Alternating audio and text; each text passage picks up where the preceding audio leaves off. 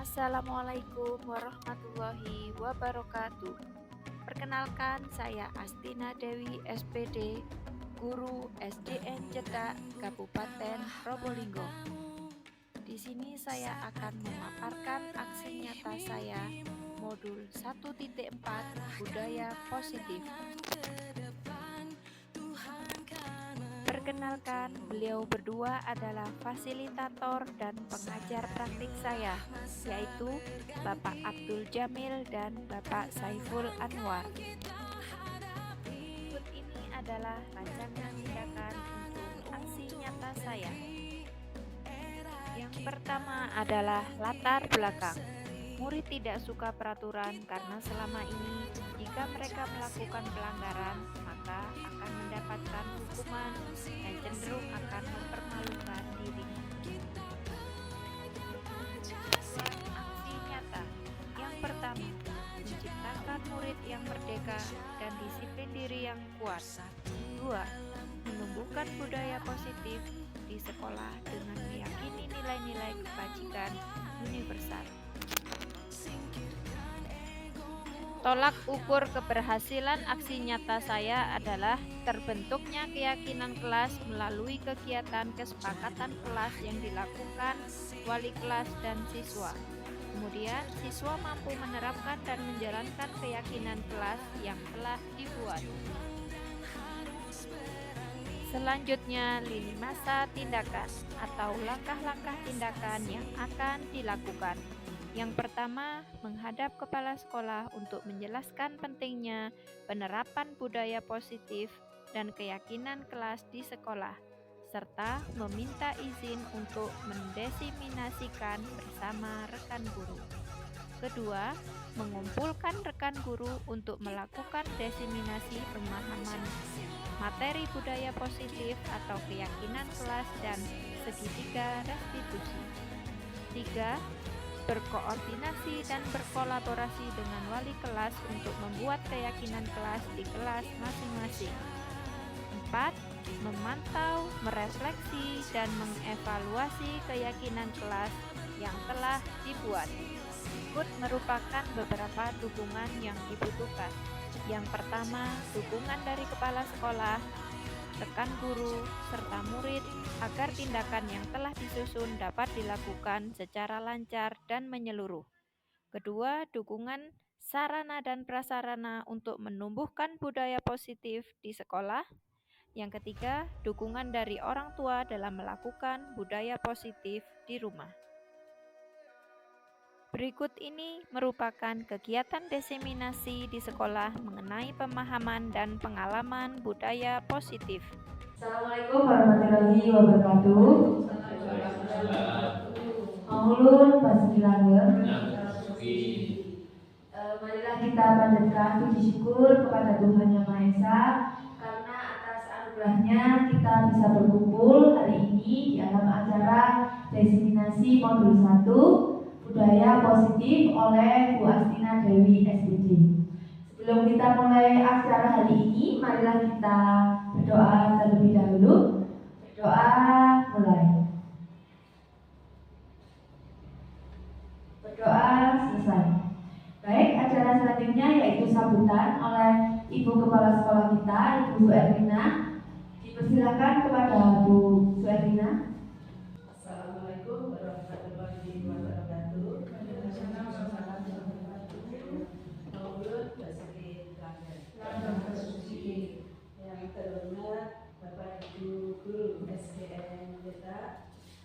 Pertama-tama saya ucapkan terima kasih atas kehadiran Bapak Ibu pada siang hari ini, yang mana kita selalu diberi nikmat sehat. Bapak Ibu sekalian, acara pada pagi hari ini adalah diseminasi modul 1.4 tentang budaya positif oleh Bu Astina Dewi SPD, calon guru penggerak Angkatan 7 Kabupaten Probolinggo.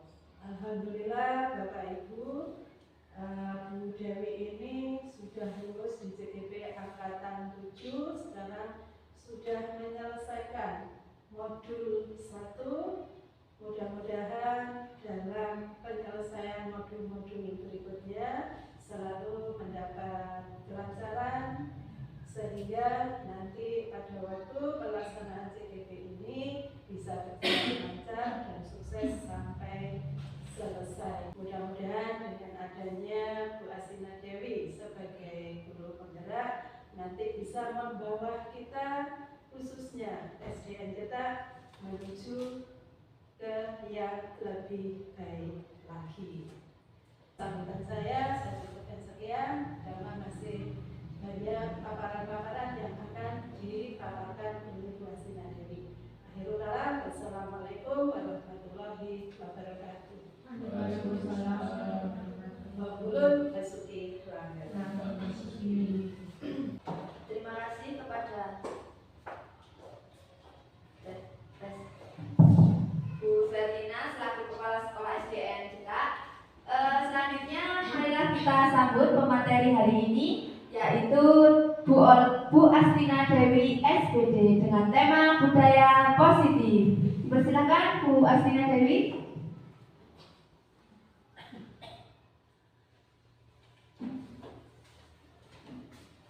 Terima kasih Bu Pupu. Assalamualaikum warahmatullahi wabarakatuh. Mengulun Basuki Langgar.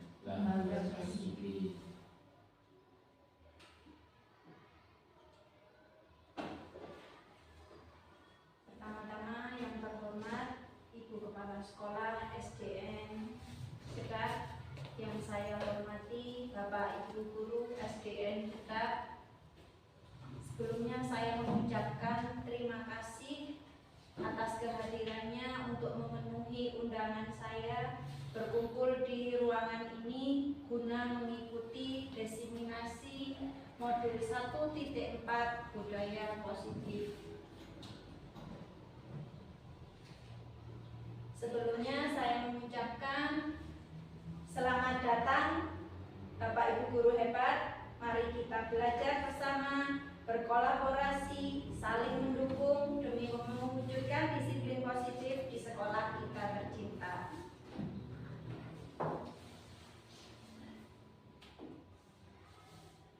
Tujuan diseminasi yang kita laksanakan yang pertama yaitu untuk melakukan aksi nyata budaya positif di sekolah kita masing-masing.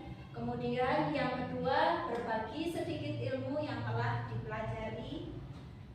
Dan yang ketiga, untuk melakukan kerjasama melaksanakan budaya positif di sekolah. Tentunya budaya positif ini jika dilaksanakan satu atau dua orang saja tidak cukup ya, maka dari itu kita semua belajar bersama-sama untuk melaksanakan budaya positif yang ada di sekolah.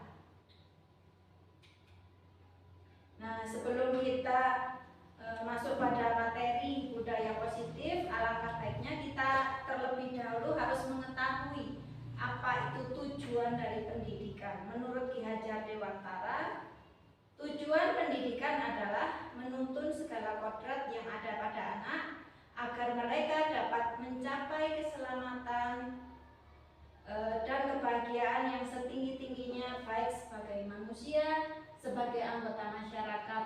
Oleh sebab itu, pendidikan itu hanya dapat menuntun tumbuh atau hidupnya kekuatan kodrat yang ada pada anak-anak agar dapat memperbaiki lakunya, bukan dasarnya, hidup dan tumbuhnya kekuatan kodrat anak. Seperti itu ya Ibu-ibu. Di sini tujuan pendidikan ini salah satunya dengan melaksanakan budaya positif. Di situ ada kata-kata menuntun. Menurut pemahaman Bapak Ibu, kira-kira apa maksud dari kata-kata menuntun? Memberikan contoh, mengajak, membimbing, mengarahkan, seperti itu ya. Nah, kita sebagai guru itu tugasnya itu hanya dapat menuntun tumbuh atau hidupnya kekuatan kodrat yang ada pada anak. Menurut Ki Hajar Dewantara, pendidikan itu diibaratkan sebagai ladang pertanian. Jadi sekolah itu lahannya, ladang pertanian, kemudian siswa itu adalah benihnya, terus kemudian petani itu adalah kita sebagai guru. Nah, apabila diibaratkan sebagai pertanian, lahan itu jika disiapkan dengan lahan yang subur, kemudian bibit yang unggul, kira-kira jika diperlakukan tidak sesuai dengan petaninya tadi, apa kira-kira padinya bisa tumbuh? Tidak maksimal. Ada Tidak normal. bisa tumbuh, bisa tumbuh dengan baik atau tidak, ya. Nah, itu kembali lagi seperti kita juga seperti itu. Kita sebagai guru harus bisa memberikan pupuk tadi, lahan tadi, padinya agar tumbuh dengan subur kan pasti diberikan pupuk, diperlakukan dengan baik, seperti itu. Kita sebagai guru juga harus seperti itu, memperlakukan murid dengan sebaik mungkin agar bisa menjadi murid yang unggul dan berprestasi. Seperti itu, nggih. Lanjut. Pembelajaran dengan paradigma baru. Pembelajaran dengan paradigma baru direncanakan berdasarkan prinsip pembelajaran yang terdiferensiasi sehingga setiap siswa belajar sesuai dengan kebutuhan dari tahap perkembangannya untuk mewujudkan profil pelajar Pancasila. Nah, profil pelajar Pancasila di sini kita sudah mengetahui apa saja Bapak Ibu? Kebinekaan global. Ya, beriman dan bertakwa, kemudian berkebinekaan global, kreatif, berpikir kritis, mandiri, gotong royong, seperti itu, nggih. Kemudian budaya positif.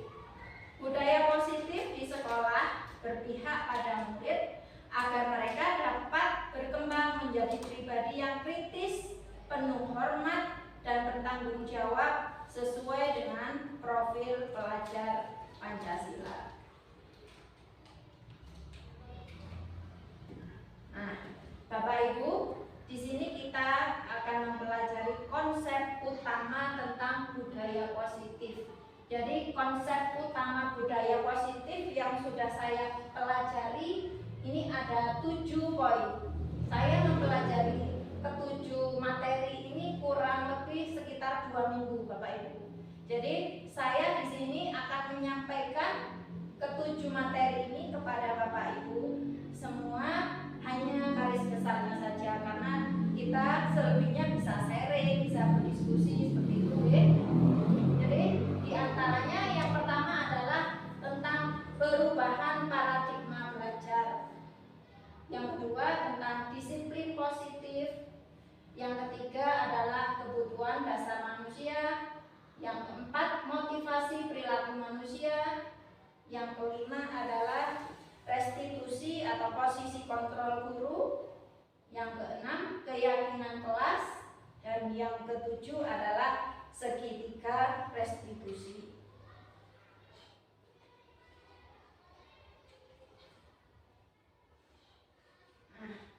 Yang pertama adalah perubahan paradigma belajar. Dalam membangun budaya positif, sekolah dapat menyediakan lingkungan yang positif, aman, dan nyaman agar siswa mampu berpikir, bertindak, dan menciptakan dengan merdeka, mandiri, dan bertanggung jawab. Jadi siswa kita itu datang ke sekolah itu dengan perasaan yang positif, dengan perasaan yang senang, aman, merasa nyaman, gitu ya.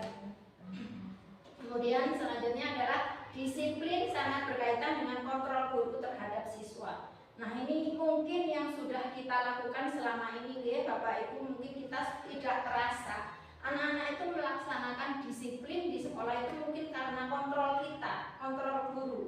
Mungkin kalau kita sebagai guru tidak mengontrol murid, mungkin kedisiplinan itu belum muncul dari dalam diri siswa. Seperti itu, Kita lanjutkan. Nah, di sini saya ada permainan tentang cobalah buka. Judulnya cobalah buka. Di sini yang memainkan 2 orang berpasangan. Jadi nanti ada teman yang akan melakukan kegiatan cobalah buka. Yang bertugas adalah A, ya, teman A. Tugasnya adalah mengepalkan salah satu tangan, menggenggam tangan. Kemudian bayangkan bahwa apa yang ada dalam genggaman itu sesuatu yang sangat berharga. Jadi sesuatu yang patut dijaga, dilindungi. Kemudian peran yang satunya adalah B. Tugas B adalah rekannya, lawannya. Itu mencoba dengan berbagai cara, entah itu menggunakan bujukan, rayuan, terus entah itu menggelitik, bagaimana caranya agar si temannya tadi yang A tadi membuka genggaman itu tadi. Ya, apa kira-kira bersedia tidak membuka genggaman yang sudah dipertahankan tadi? Menurut Bapak Ibu, kira-kira kalau kita memainkan peran ini, Bapak Ibu membuka genggaman atau tidak? Tergantung. Kalau sudah diintimidasi. Bu Mami, menurut Bu Mami, kira-kira Bu Mami mempertahankan genggaman atau tidak? Tergantung Bu, soalnya kalau sudah diintimidasi, Ya. kita kan takut. Jadinya kita langsung buka genggaman. Oh, begitu ya. Begitu. Ya, berarti tergantung ya. Ya, Tergantung situasi dan kondisi. Kalau dipaksa dibuka gitu Ya. Ya. Terus yang lain mungkin Tahan mungkin. bertahan. Ya, Bu karena Tutut bertahan ketika kita sudah dikasih sesuatu, ya sudah kita jaga dengan baik. Ya. Baik, terima kasih. Ya, itu tadi 2 pendapat yang berbeda. Ada 2 kemungkinan, bisa dibuka atau bisa ditutup, ya, dipegang dengan rapat. Nah, kali ini berkaitan dengan budaya positif ya. Jika kita memiliki sesuatu yang berharga, apa? Tugas kita apa? Menjaga. Kan kita tidak rela sesuatu yang kita benar-benar jaga akhirnya hilang begitu saja. Begitu juga dengan permainan ini. Jadi barang siapa yang mempertahankan genggaman itu berarti dia berpendirian kuat, berpendirian teguh dengan mempertahankan apa yang dia miliki, seperti itu. Oke. Kemudian, nah, permainan tadi sesuai dengan pendapat dari Dr. William Glasser tentang ilusi kontrol. Di sini ada 4. Jadi ilusi guru itu mengontrol murid, seperti yang sudah saya kemukakan tadi, bahwa siswa itu biasanya jika melakukan segala sesuatu itu pasti dikontrol oleh guru, seperti itu. Misalkan kita itu murid itu harus melakukan sesuatu, ayo coba buka bukunya, kerjakan halaman ini. Murid mau tidak mau harus mengerjakan, padahal ya murid belum siap atau tidak mau dengan pelajaran yang mau disampaikan. Tapi kita sebagai guru memaksa kan, itu juga tidak baik juga untuk anak, karena kita harus menghormati hak-hak yang dimiliki oleh siswa.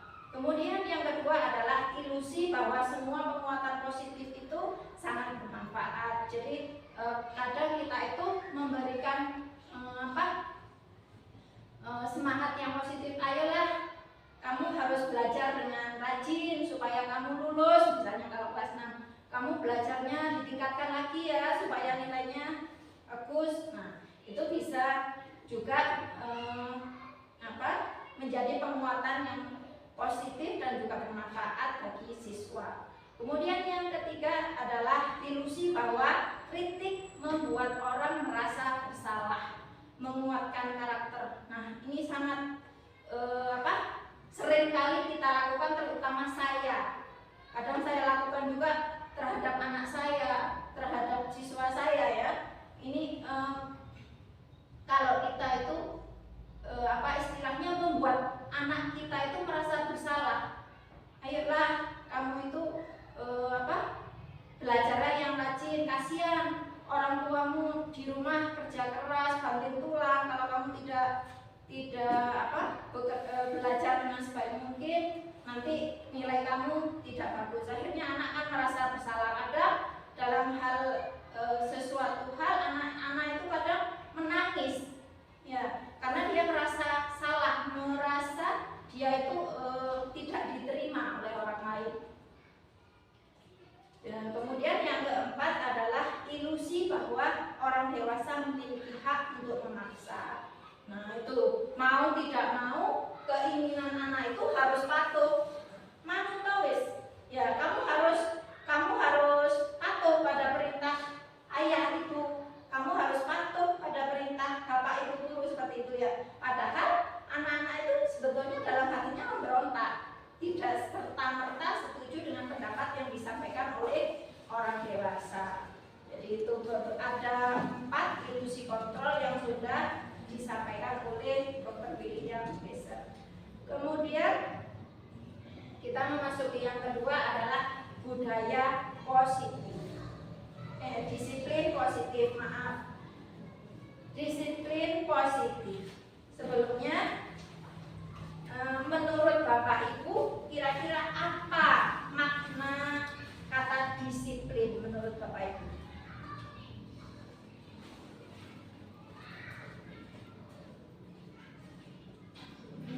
Disiplin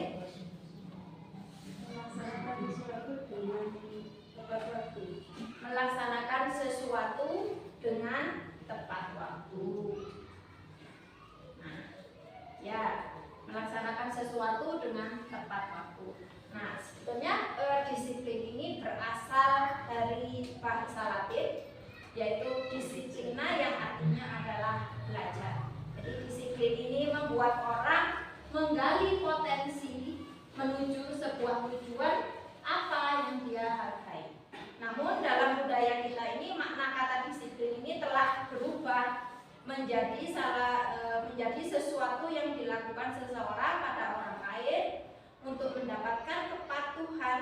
Kecenderungan umum adalah menghubungkan kata disiplin dengan ketidaknyamanan, bukan dengan apa yang kita hargai atau pencapaian waktu dan tujuan.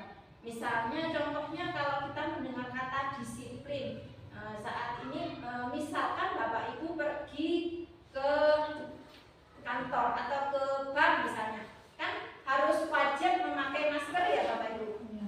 Jadi berarti kita harus patuh, disiplin. Nah di situ kira-kira pada saat kita harus memakai masker, kira-kira Bapak Ibu nyaman enggak? Tidak nyaman. Ya, karena kita harus patuh dengan kata-kata disiplin itu tadi.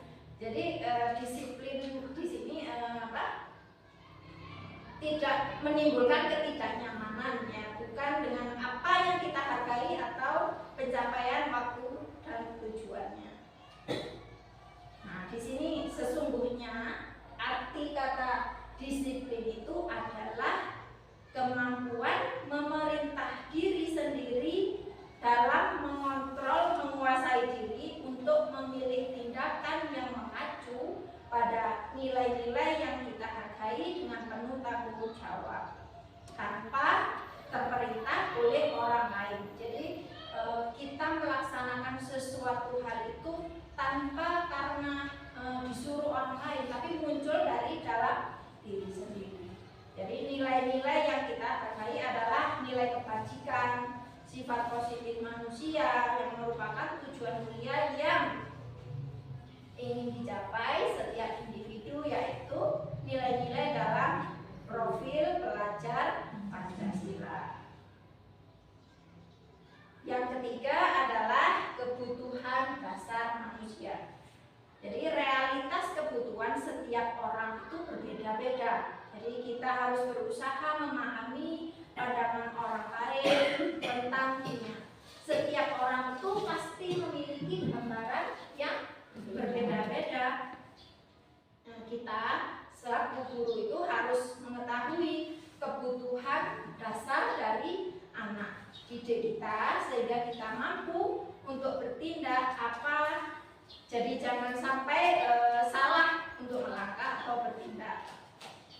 Diumpamakan petani tadi ya, jika petani tidak mengetahui bagaimana cara menangani padi, misalnya padi itu membutuhkan pupuk akar misalnya supaya tinggi, akan tetapi oleh petani itu diberikan pupuk daun. Kira-kira bermanfaat atau tidak? Tidak. Yang dibutuhkan adalah akar cepat tinggi. Jadi tidak bermanfaat. Jadi seorang petani atau diibaratkan petani tadi, kita sebagai guru harus mengetahui juga tindakan apa yang tepat selanjutnya agar anak didik kita tidak bermasalah. Nah, di sini ada 5 kebutuhan dasar manusia. Dari 5 kebutuhan dasar manusia ini diantaranya adalah kebutuhan untuk bertahan hidup. Apa saja Bapak Ibu? Kebutuhan bertahan hidup: makan, sandang, pangan, papan. Itu bertahan hidup ya. Kemudian kasih sayang, rasa diterima, kemudian kesenangan, terus kebebasan dan penguasaan. Ada survival, ada belonging, power, freedom, dan fun. Nah, di sini ada kasus. Ya, kita mengupas tentang kasus-kasus ya biar paham Bapak Ibu. Di sini ada Ibu Rita, guru kelas 6 di SD Sukamaju, sedang bingung menghadapi ulah salah satu murid di kelas bernama Bobby. Beberapa anak telah datang dan mengeluhkan Bobby yang seringkali meminta bekal makanan siang mereka dengan paksa. Jika Anda menghadapi situasi seperti Ibu Rita, apa yang akan Anda lakukan? Apa yang Bapak Ibu lakukan? Pendekatan personal dulu. Pendekatan personal. Bertanya apakah ada masalah, kenapa minta ke si murid Temannya. lain. Nah, kalau sudah tahu masalahnya kan kita tahu inti masalahnya. Apakah masalah itu dari orang tuanya atau dari dia sendiri, sehingga kita dapat menyelesaikannya itu berdasarkan kalau ke orang tua dengan cara mediasi dengan orang tuanya. Kalau secara anaknya memang personal individu anaknya, kita secara personal ngomong face to face ke anaknya, kenapa masalah apa dan cari solusinya. Terima kasih. Ya, jadi hal yang pertama kita lakukan itu sebaiknya kita memanggil dulu ya, memanggil siswanya dulu, kita tanyai dulu ada permasalahan apa sehingga dia melakukan perbuatan seperti itu. Nah, sebelum kita melangkah untuk menangani ya atau mencari solusi permasalahan yang dihadapi anak tersebut.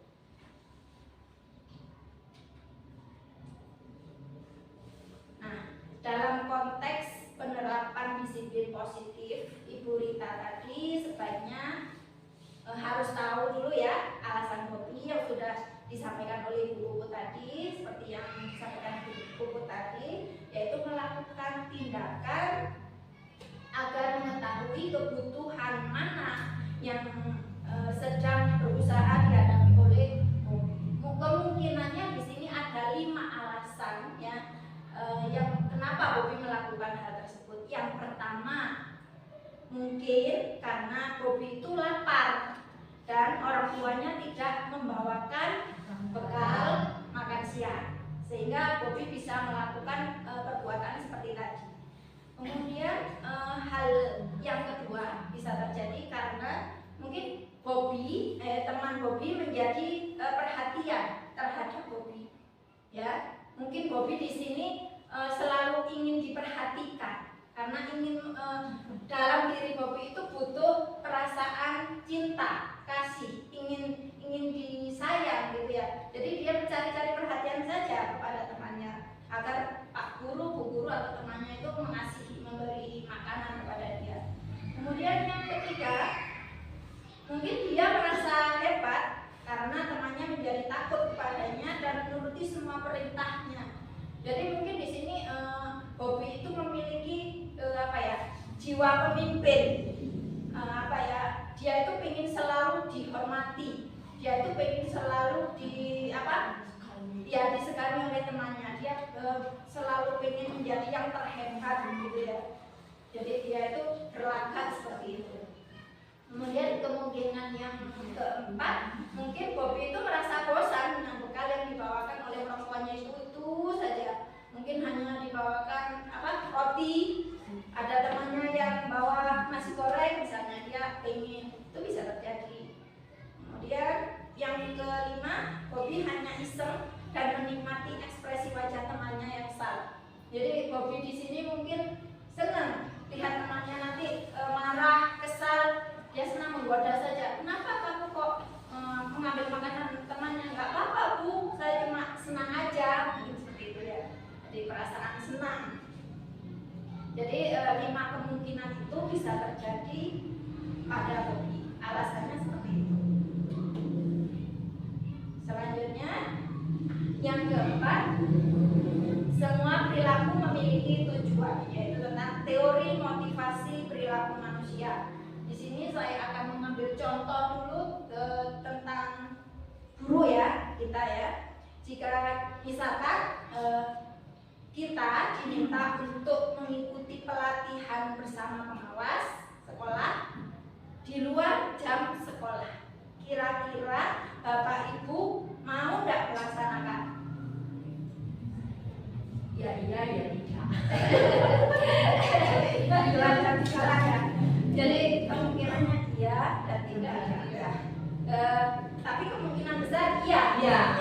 Karena diperintah oleh ibu kepala sekolah. Nanti kalau tidak mau dimarahi gitu kita lihat motivasi itu. Jadi seperti yang sudah disampaikan oleh Bu Tini tadi, jadi untuk menghindari ketidaknyamanan, hubungan apa yang terjadi apabila saya tidak melakukannya. Jadi mau tidak mau kita mau ya. Padahal itu adalah datang dari motivasi eksternal, tidak dari dalam diri sendiri, karena terpaksa, takut dimarahi oleh kepala sekolah, atau dimarahi oleh pengawas seperti itu. Kemudian yang kedua adalah untuk mendapatkan imbalan. Kemudian di sini ada hukuman dan sanksi atau konsekuensi.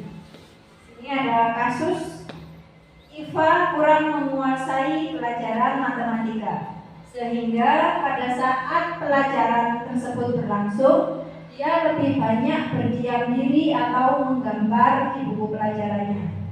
Pada saat guru matematikanya, Pak Seno, menanyakan pertanyaan, Iva menjadi gugup dan tak sengaja menjatuhkan tasnya dari kursi, serta tiba-tiba menjadi gagap pada saat berupaya menjawab.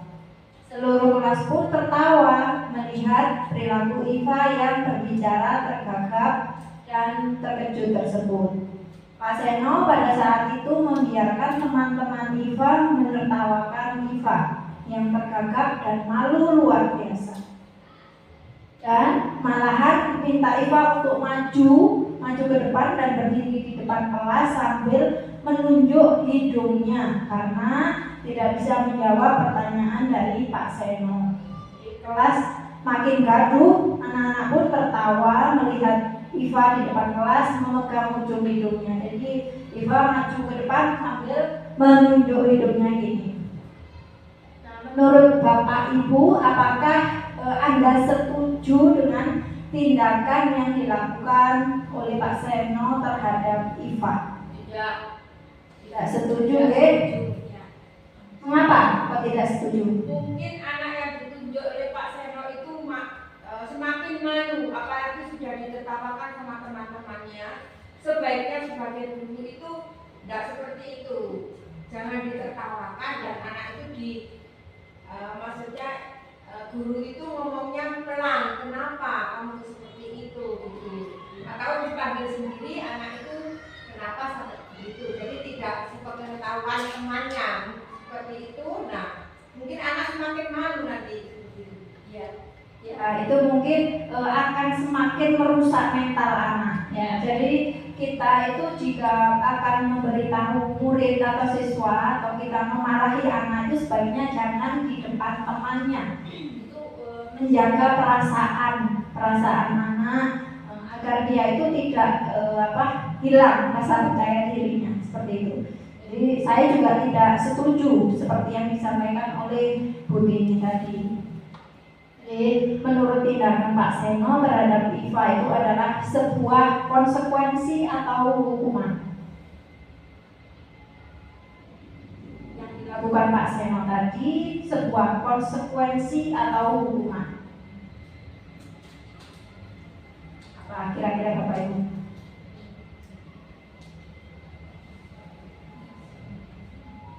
Hukuman atau konsekuensi? Bingung ya? Karena Pak Seno di situ tidak menyuruh anak itu tidak dengan alasan membangun, tapi malah menjatuhkan, gitu kan, merusak mental anak. Jadi di situ Pak Seno termasuk menghukum Iva.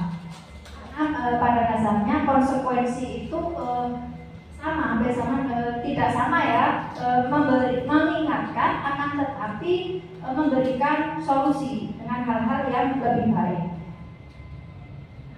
Di sini apa itu hukuman? Jadi hukuman itu merupakan sanksi fisik maupun psikis untuk kesalahan atau pelanggaran yang dilakukan. Jadi hukuman itu seringkali tidak menghormati hak anak untuk mengambil keputusan. Jadi hukuman itu seringkali timbul karena kemarahan. Jadi mungkin kemarahan bapak dan ibu guru, akhirnya anak itu tidak sengaja melalui mulut kita pun itu juga sudah termasuk hukuman. Misalkan anak, ayo maju ke depan, kemudian anak tidak bisa mengerjakan, gitu aja nggak bisa, ayo duduk, itu juga sudah termasuk hukuman. Jadi seringkali hukuman itu terlihat seperti cara agar anak itu melakukan apa yang kita inginkan.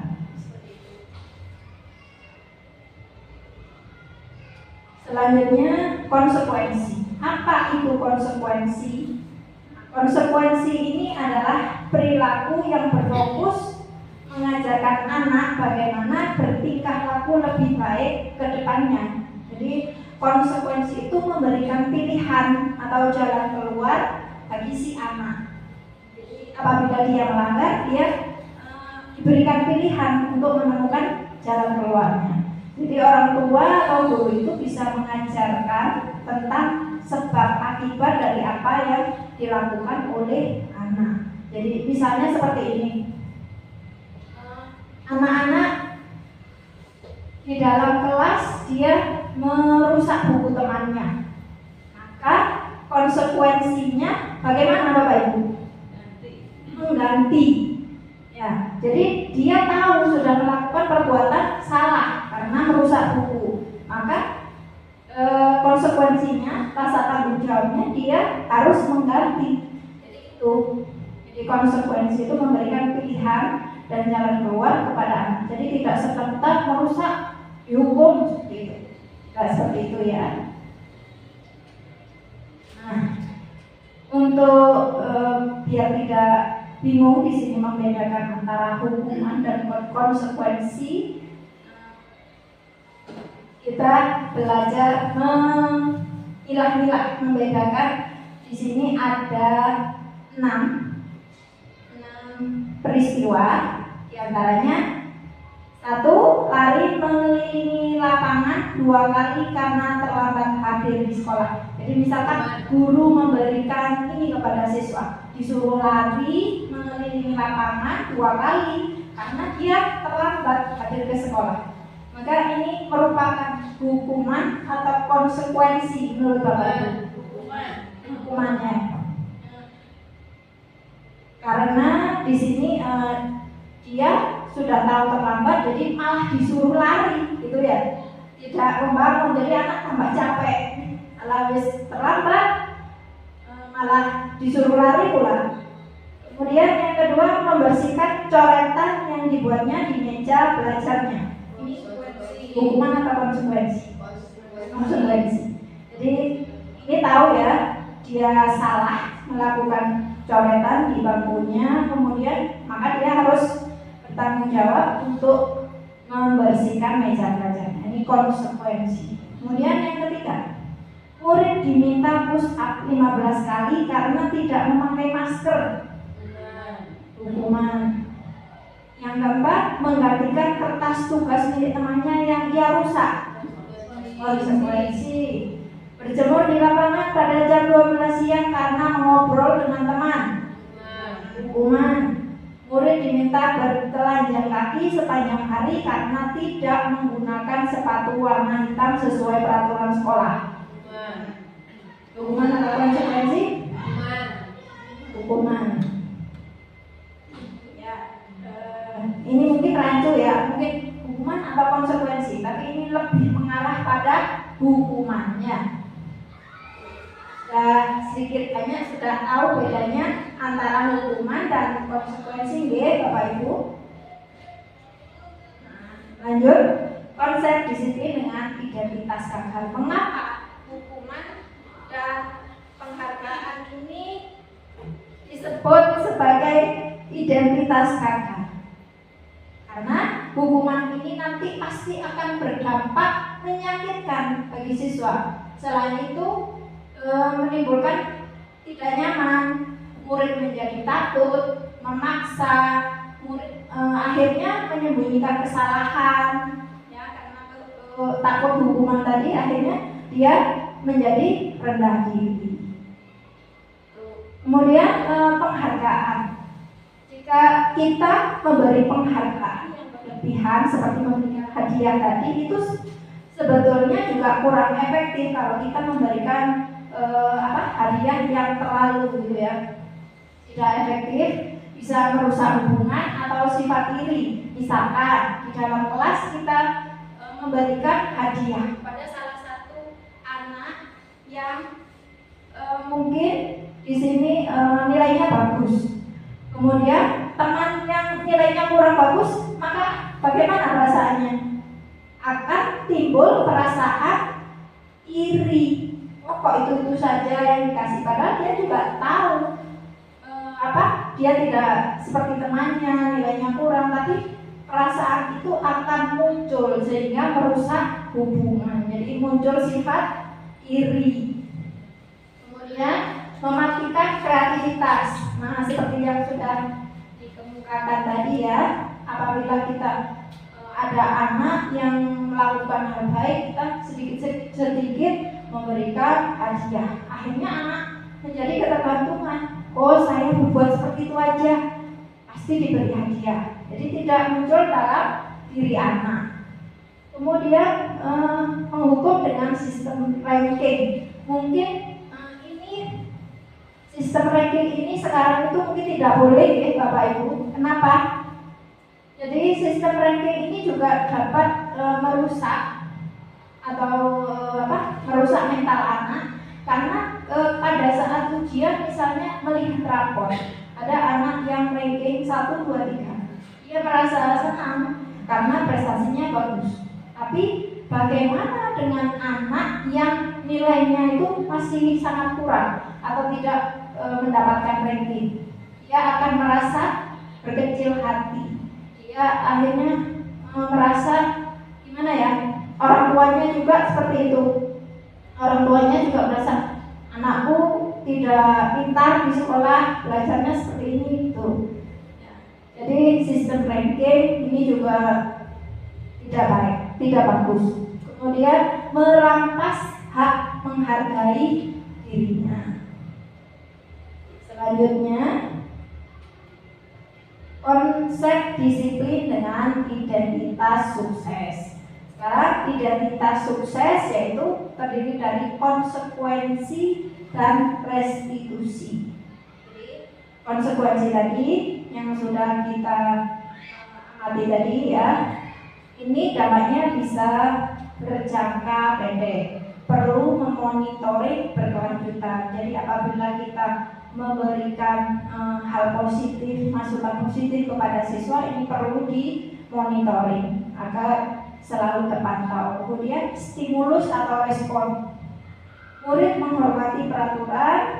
Kemudian murid kehilangan waktu untuk merenungi kesalahan. Jadi kalau kita mempraktekkan dengan konsekuensi, maka siswa tadi tidak berlarut-larut untuk merenungi kesalahan yang sudah diperbuat. Maka dia akan, misalkan dia tahu salah, dia akan cepat move on, menemukan solusi yang dia hadapi, gitu, tidak merenung. Kemudian restitusinya, murid menjadi bertanggung jawab untuk perilakunya. Kemudian poin yang kedua, fokus pada pemecahan masalah jangka panjang. Murid menghormati dirinya dan orang lain. Kemudian teori kontrol dirinya. Kemudian murid bisa bersemangat memperbaiki kesalahan jika diatasi dengan restitusi. Konsep disiplin pendekatan restitusi pada murid. Apa tadi kok ada istilah restitusi? Jadi pengertian restitusi di sini adalah proses menciptakan kondisi bagi murid untuk memperbaiki kesalahan mereka sehingga mereka bisa kembali pada kelompok mereka dengan karakter yang lebih kuat. Ciri-ciri restitusi di sini bukan menebus kesalahan, namun belajar dari kesalahan, bisa memperbaiki hubungan, kemudian bisa menawarkan bukan paksaan, kemudian menuntun untuk melihat ke dalam diri, mencari kebutuhan dasar, mendasari tindakannya, kemudian fokus pada karakter bukan tindakan, menguatkan dan fokus pada solusi. Di sini perbedaan antara hukuman, konsekuensi, dan pengertian restitusi. Biar tidak bingung, di sini ada sebuah kasus ya, ada siswa yang sering tidak mengerjakan PR. Jika diberikan hukuman, maka mungkin hukumannya di sini adalah guru menghukum siswa tersebut hormat bendera selama 10 menit. Kemudian hukuman yang kedua bisa guru marah dan murid menjadi takut. Kalau kita melakukan konsekuensi, tindakannya, guru memberikan konsekuensinya untuk mengerjakan PR-nya saat istirahat atau dikerjakan sebanyak 3 kali lipat dari PR-nya. Kemudian yang kedua bisa guru tegas dan siswa menghormati peraturan. Ini juga karena paksaan itu tadi ya, karena perintah dari guru mau nggak mau harus dikerjakan. Tapi mungkin ada beberapa anak yang bisa ya enak ya dengan perasaan yang tidak terbebani. Tapi jika murid yang tidak bisa ya dia merasa terbebani tapi tetap melakukan perintah dari guru. Kalau kita melaksanakannya dengan restitusi, guru menanyakan keyakinan kelas atau dirinya dan membantu siswa menyelesaikan masalahnya. Jadi ditanya siswa, kenapa kok tidak mengerjakan PR gitu ya. Terus kemudian ada apa kok tidak mengerjakan PR. Terus bagaimana ke depannya, kalau jika ada PR kamu harus bagaimana, seperti itu. Jadi guru terbuka dan siswa menghormati dirinya sendiri dan orang lain. Jadi siswa mau memperbaiki, oh iya saya salah, saya tidak mengerjakan PR. Besok kalau dikasih tugas lagi oleh guru, saya akan mengerjakan lebih baik lagi, lebih seperti itu.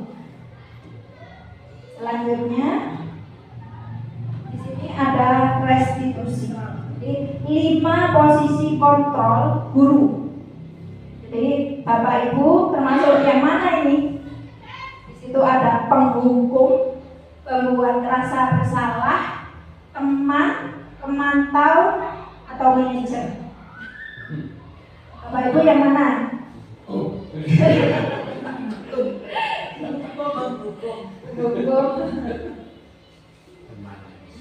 Jadi di sini ya, jadi motivasi eksternal, jadi penghukum dan pembuat orang merasa bersalah itu termasuk ke dalam identitas gagal, ya. Kenapa? Jadi di sini guru bisa berbuat menghardik, menunjuk-nunjuk atau menyindir-nyindir anak, tuh yang dilakukan. Terus hal yang dilakukan misalnya ini, kalau kamu tidak melakukan maka saya akan menghukum kamu, kamu harus seperti ini. Nah, termasuk hukuman. Hasilnya bagaimana? Anak menjadi memberontak, ya. Akhirnya timbul perasaan dendam di dalam hatinya, kemudian menyalahkan orang lain. Kemudian identitas gagal selanjutnya di sini pembuat orang merasa bersalah. Ya, di sini biasanya guru itu sering berceramah, terus menunjukkan kekecewaan yang mendalam kepada murid. Kamu sudah mengecewakan Bapak Ibu. Nah, akhirnya murid kan merasa saya ini bersalah, saya ini tidak baik, gitu kan. Itu perasaan yang seperti itu sangat membekas pada jiwa anak.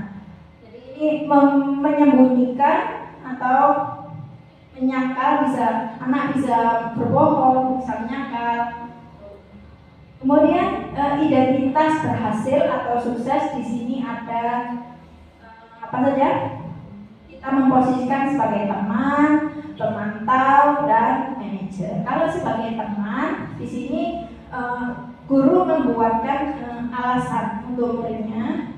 Misalnya seperti lakukan untuk Bapak Ibu, ya sudah, nanti Bapak Ibu bantu bereskan. Jadi kita itu mengibaratkan kita itu sebagai teman, tapi teman ada batasannya, gitu ya, melakukan pendekatan terhadap anak. Jadi nanti efeknya ini anak menjadi lebih ketergantungan karena mungkin dia merasa dia lebih menjadi dekat dengan guru, akhirnya dia menjadi ketergantungan, gitu ya. Kemudian pada posisi pemantau yaitu menghitung dan mengukur. Apa peraturannya, apa konsekuensinya, sanksinya yang telah kamu lakukan. Ini menyesuaikan bila diawasi. Kemudian yang terakhir adalah posisi kontrol manajer. Nah, pada posisi manajer ini guru biasa mengajukan pertanyaan-pertanyaan. Apa yang kita yakini? Apa kamu meyakini hal tersebut? Kalau kamu meyakininya, kamu bagaimana cara memperbaikinya? Nah, ini akan muncul hasilnya, yaitu bisa menguatkan watak atau karakter pada anak. Di sini ada contoh penerapan 5 posisi kontrol tadi. Yang pertama, menghukum, ya, contohnya patuhi aturan sekolah, lalu berdiri di depan barisan. Yang kedua, membuat rasa bersalah. Berapa kali Bu Guru harus memberitahu kamu? Bu Guru kecewa dengan kamu. Membuat rasa bersalah. Kemudian ungkapan kalau kita sebagai teman, ayolah yang tertib, buat Bu Guru bangga. Kali ini tidak apa-apa, kamu salah. Kemudian posisi pemantau, kamu sudah melanggar, apa peraturan yang konsekuensinya. Pada posisi manajer, apakah kamu tahu kesalahanmu? Kira-kira bagaimana kamu akan memperbaiki kesalahan ini? Seperti itu, ungkapan-ungkapan pada 5 posisi kontrol. Ada contoh kasus lagi. Panjang ya. Sabrina hari itu bangun terlambat dan terburu-buru sampai di sekolah. Dia pun akhirnya sampai di gerbang sekolah, tapi baru menyadari kalau tidak menggunakan sepatu hitam seperti tertera di peraturan sekolah.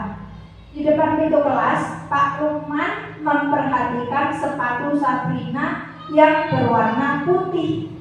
Sabrina berusaha menjelaskan bahwa dia terburu-buru dan salah mengenakan sepatu. Pak Lukman menanyakan Sabrina apa peraturan sekolah tentang seragam dan warna sepatu. Sabrina menjawab sudah mengetahui sepatu harus berwarna hitam, namun terburu-buru dan salah mengenakan sepatu. Selain tidak mungkin kembali pulang karena rumahnya jauh sekali, Pak Lukman tetap bersikeras pada peraturan yang berlaku dan mengatakan, ya sudah, kamu sudah melanggar peraturan sekolah. Kamu salah, sudah terlambat, salah pula warna sepatunya. Segera buka sepatumu. Kalau tidak bisa mengenakan warna sepatu sesuai peraturan. Akhirnya Sabrina meminta maaf dan memohon kembali kepada Pak Lukman agar dapat tetap mengenakan sepatunya dan berjanji tidak akan mengulang kesalahannya. Namun Pak Lukman tidak mau tahu, ya. Jadi tidak, kamu telah melanggar peraturan sekolah, kamu tidak sanggup ambil sepatu di rumah atau diantarkan sepatu ke sekolah. Ya sudah, kamu tidak usah bersepatu saja seharian di sekolah. Sekarang copot sepatumu dan silakan belajar tanpa sepatu seharian. Sabrina pun dengan berat hati mencopot sepatunya dan memberikannya kepada Pak Lukman. Seharian dia tidak berani berkeliling sekolah karena malu dan lebih banyak berdiam diri di depan kelas tanpa alas sepatu. Jadi di sini analisis dari peristiwa yang sudah dialami oleh Sabrina. Sabrina hari itu bangun terlambat, terburu-buru mau berangkat ke sekolah. Kemudian dia baru menyadari tidak menggunakan sepatu hitam. Kemudian di depan pintu Pak Lukman sudah memperhatikan. Kemudian Sabrina sudah berusaha menjelaskan kepada Pak Lukman. Sabrina meminta maaf dan Sabrina tidak berani berkeliling sekolah. Nah, nilai kebajikan atau keyakinan sekolah apa yang dituju dengan bersepatu warna hitam tadi? Tujuannya apa? Agar disiplin. Kemudian pagi datang tepat waktu, terus keseragaman, keselarasan, kesederhanaan, karena mungkin warna hitam kan semua memakai warna hitam, tidak ada yang berwarna-warni. Kemudian sekolah memiliki peraturan penggunaan sepatu hitam karena memang peraturan dari sekolah. Bila Pak Lukman mengambil posisi manajer, seandainya Pak Lukman mengambil posisi manajer, kira-kira apa yang akan dikatakan dan bagaimana sikapnya serta apa yang akan ditawarkan kepada Sabrina tadi. Jadi mungkin seperti ini. Sabrina, apakah kamu mengetahui jam masuk sekolah dan ketentuan seragam di sekolah kita? Kemudian kamu terlambat dan menggunakan sepatu yang salah. Apa rencana kamu untuk memperbaiki hal ini? Kalau di posisi manajer ya. Kemudian yang ketiga, apakah besok dan seterusnya kamu bisa datang tepat waktu dan mengenakan sepatu berwarna hitam?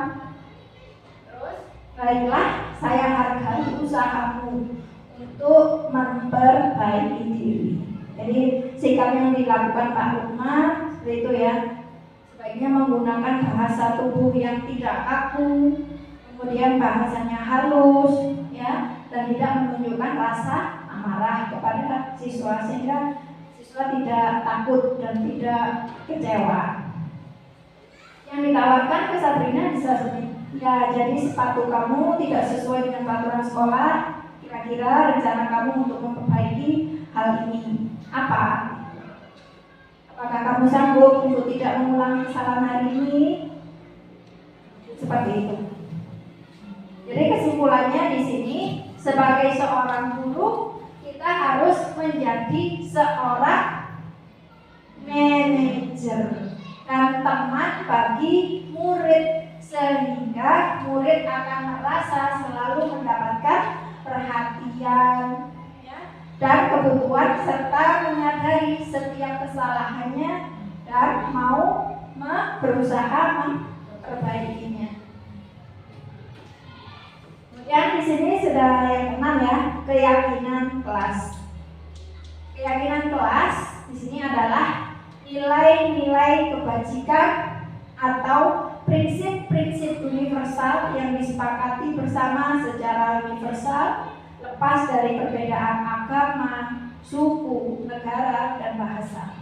Jadi menurut Gosen, suatu keyakinan akan lebih memotivasi seseorang dari dalam, yaitu intrinsik.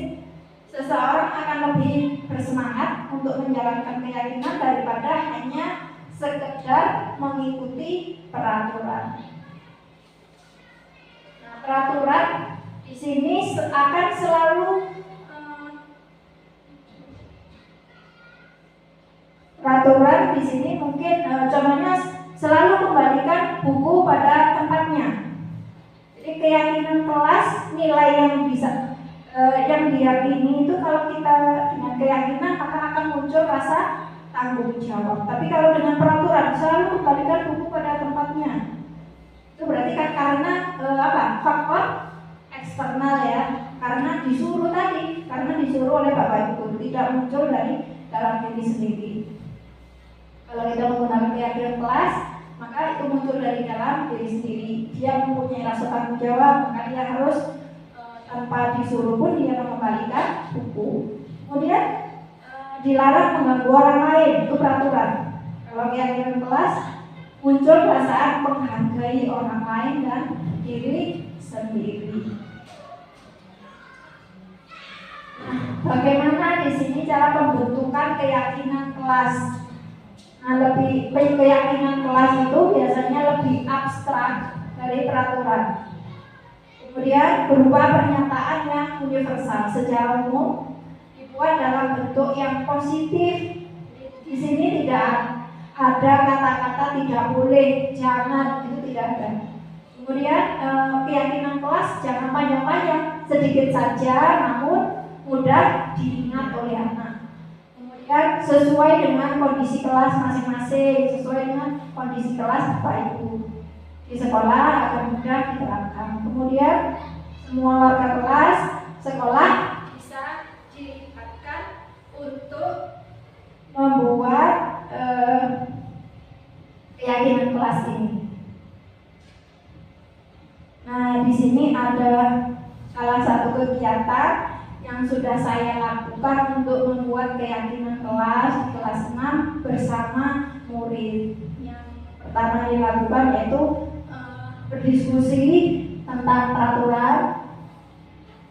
Saya melakukan diskusi dengan anak-anak, setelah itu menumbuhkan peraturan jadi suatu keyakinan.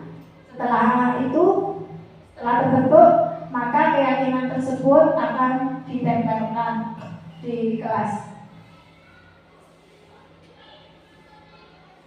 Yang ketujuh adalah segitiga restitusi. Jadi segitiga restitusi di sini yang pertama adalah menstabilkan identitas. Jadi kita semua itu melakukan hal terbaik yang bisa kita lakukan. Yang kedua, validasi tindakan yang salah. Jadi semua perilaku itu pasti memiliki suatu alasan. Yang ketiga, menanyakan keyakinan. Jadi kita semua itu memiliki motivasi internal dari dalam diri sendiri. Di sini menstabilkan identitas, tahap yang pertama yaitu menstabilkan identitas. Kita bisa melakukannya dengan berbuat salah, itu tidak apa-apa, ya. Tidak ada manusia yang sempurna. Kita juga pernah melakukan kesalahan seperti itu, gitu ya. Kemudian Bapak Ibu juga bisa mencari siapa yang salah, tapi Bapak Ibu guru ingin mencari solusi dari permasalahan tersebut. Kemudian tahap yang kedua, validasi tindakan yang salah. Kamu pasti punya alasan mengapa kamu melakukan hal itu. Terus kamu patut bangga pada dirimu sendiri karena kamu telah melindungi sesuatu yang Guru atau orang tua agar dapat menghasilkan murid yang mandiri dan bertanggung jawab. Terdapat 3 tahapan segitiga restitusi, yaitu menstabilkan identitas, validasi tindakan yang salah, dan menanyakan keyakinan. Pada tahap menstabilkan identitas dilakukan berdasarkan prinsip membuat kesalahan adalah bagian dari proses pembelajaran yang nantinya akan menggeser identitas gagal ke identitas sukses. Selanjutnya, tahap validasi tindakan yang salah dilakukan dengan berdasarkan prinsip setiap perilaku berupaya memenuhi suatu kebutuhan tertentu. Guru akan bergeser dari pemikiran stimulus respon menjadi proaktif, sehingga dengan mengenali dan mengakui kebutuhan murid akan memperbaiki hubungan dengan murid. Tahap terakhir adalah menanyakan keyakinan. Pada tahap ini, murid akan diberi pertanyaan-pertanyaan bermakna untuk memunculkan motivasi secara intrinsik sehingga mampu mengaitkan keyakinannya dengan tindakan yang salah. Kasus pertama, Afinia tidak terima pekerjaannya selalu dicontek oleh temannya. Ia marah dan tidak dapat menahan emosinya. Berikut adalah skenario penyelesaian masalah menggunakan segitiga restitusi. Ini tadi Ibu dengar permohonan dari ketua kelas, makanya kamu habis berkata ya dengan kami ya. Iya Bu, tapi masa saya dia mencapai pekerjaan saya bukan hanya PR, kalau ada juga selalu dicontek. Oh begitu, ya wajarlah kalau kamu marah dan kesal. Jika itu berada di posisi kamu, itu pasti akan melakukan hal yang sama. Iya Bu. Lalu apa yang kamu lakukan terhadap Amelia? Saya marah-marah Bu. Saya membagi-bagi Amelia dan tentu saja saya mengejar pesannya dulu. Oh begitu, pasti kamu berbuat seperti itu ada alasannya kan? Iya Bu, masa saya diam saja? Saya kan sudah selesai mengerjakan soal, tapi Amelia hanya mencontek, tidak mau berusaha sendiri. Ya wajarlah kamu merasa marah karena tidak rela pekerjaanmu dicontek oleh Amelia. Itu menghargai tindakan kamu yang tidak membuat lebih buruk dari itu, misalnya memukul. Sekarang coba kita pikirkan, tindakan kamu apa sampai menurut Eja apakah sesuai dengan keyakinan kelas? Tidak, menurut kamu keyakinan kelas apa yang kamu langgar? Saling tidak pernah. Ya, menurut kamu saling menghormati antar teman itu penting sekali ya? Baik, kalau menurut kamu penting, keyakinan apa yang harus kamu lakukan pada saat kamu sedang belajar? Apakah kamu bersedia memperbaiki masalah ini? Apa yang akan kamu lakukan untuk memperbaiki masalah ini?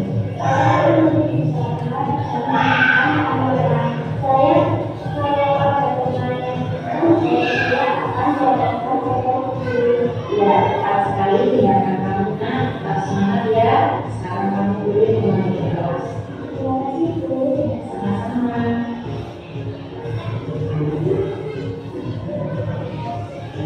Assalamualaikum warahmatullahi wabarakatuh. Nama saya Afinia Nadita Syahdu. Saya kelas 6 di SDN Kita. Saya senang sekali diajak berdiskusi dengan Ibu Guru untuk dapat mengendalikan diri dari amarah karena perilaku. Dengan sekolah saya harus banyak belajar bersama dan dapat menghormati teman-teman. Terima kasih. Assalamualaikum warahmatullahi wabarakatuh.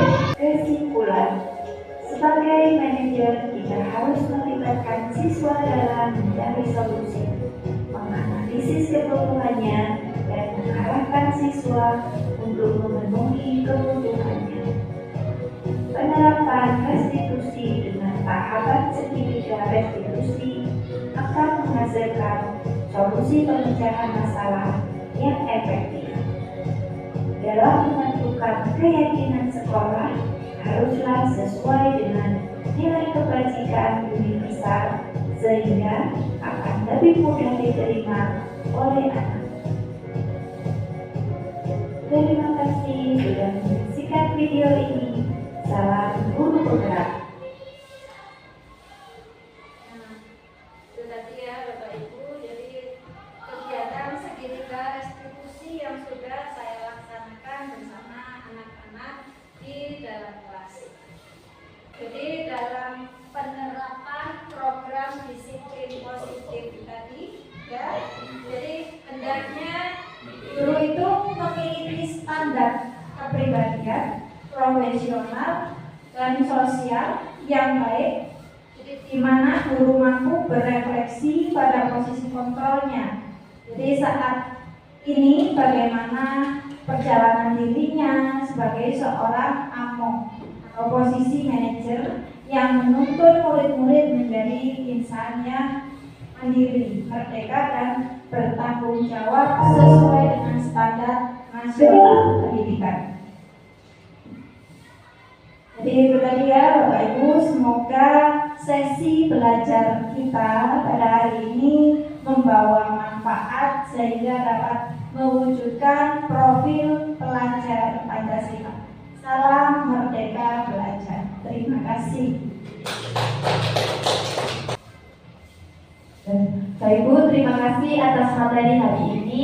Semoga materi yang kita pelajari hari ini bermanfaat untuk sekolah kita, masa depan anak-anak ke depannya.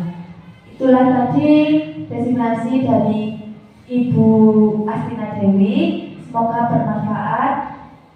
Untuk akhiri kegiatan hari ini, marilah kita tutup dengan berdoa terlebih dahulu. Doa mulai. Berdoa selesai. Terima kasih, mohon maaf apabila ada kesalahan. Wassalamualaikum warahmatullahi wabarakatuh. Maulud Basuki Lambi.